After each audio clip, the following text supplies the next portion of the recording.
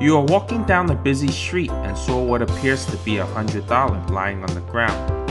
Before you have a chance to go grab it, an older man next to you tells you, "Don't bother, young man, because if it were real, then someone else would have picked it up already." What would be your reaction? Perhaps the old man has seen enough in his life to believe that there are no free lunches in life. Bert and Malkiel's advice would be, you better pick up that $100 quickly because someone else will. Occasionally you may find money lying around, but can you count on it to occur often, especially on a busy street? A Random Walk Down Wall Street by Burton G. Malkiel. This book is a great read for any investors. The content of the book will help the majority of the people who are master investors. Even with experienced investors, this book may provide insights worth reading. Here are 3 big ideas that will help you become a more informed investor. Number 1, the efficient market theory. When you go shop for something on Amazon, how often do you find a seller who is selling an identical brand new iPhone for much less than all of his competitors?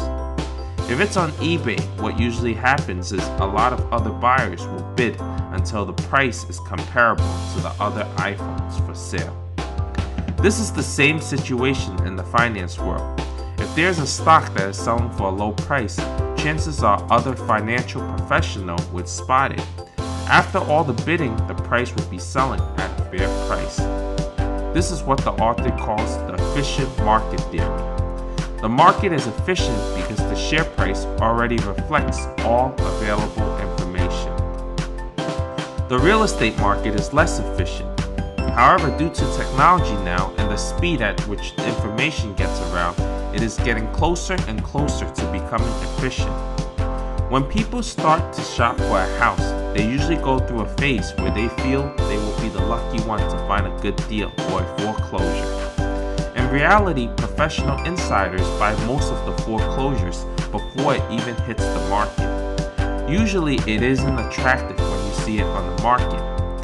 Even then, the contractors who have a cost advantage will buy the properties at a price that a new buyer can't compete with. The market is not completely efficient, but it is efficient enough that it will be difficult for an untrained investor to find a good deal. 2. 85% of fund managers underperform the market. Let's say you have 10 financial professionals all graduated from top business schools with formal training and experience in buying stocks and managing money. Do you think you can compete against them? Most of them have teams of other professionals and resources to assist them on their quests, and 85% of them still underperform the S&P 500 after fees on the long run. If that is the case, what are your chances? I agree that the market is not completely efficient. Trained professionals have a hard time because the technical analysis and the fundamental analysis they use are industry standards. All professionals are trained in that. Even if a professional outperforms the market for a year or 2, it is unlikely he or she will be able to do it consistently, since other professionals will replicate their success. Investment methods are ideas that cannot be patented. Therefore, no professional will have a monopolistic advantage over his or her competitor.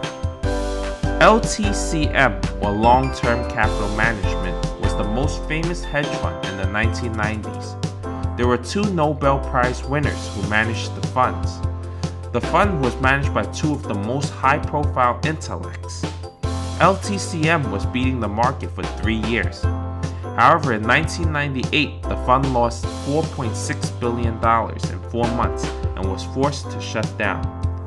If the smartest people in the profession can't beat the market consistently, then it is definitely unlikely that an individual can. Even if you can, it isn't worth it to expend that type of resource and time when there is an easier way.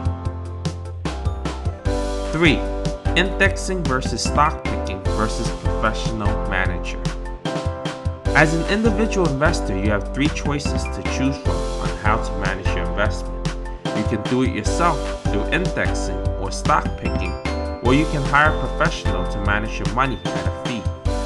Indexing is buying index funds that track the market. If the market goes up, then your fund goes up. It is simple, efficient, but boring. It has no frills or thrills.